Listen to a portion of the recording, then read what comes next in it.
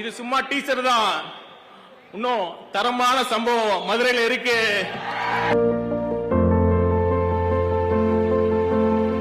தமிழக மக்கள் நல்லா புரிஞ்சுக்கணும், அவர் சம்பாதிக்க அரசியலுக்கு வரல, சம்பாதிச்சு முடிச்சுட்டு தான் அரசியலுக்கு வந்திருக்கார்.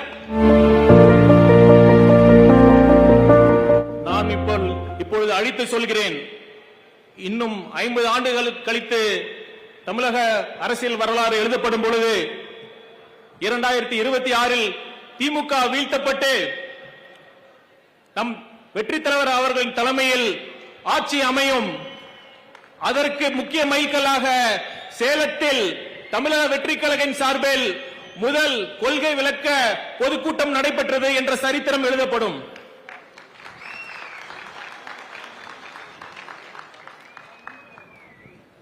இந்த வரலாற்று சிறப்புமிக்க இந்த பொதுக்கூட்டத்தை மிகவும் பெரும் தடைகளை தாண்டி ஏற்பாடு செய்த சேலத்தின் சிங்கம் சகோதரர்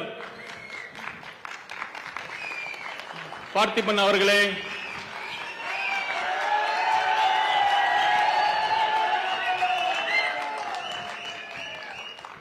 நம் கழகத்தின் போர்வால் வெற்றி தலைவர் அவர்களின் வெற்றி தளபதி அண்ணன் ஆனந்த் அவர்களே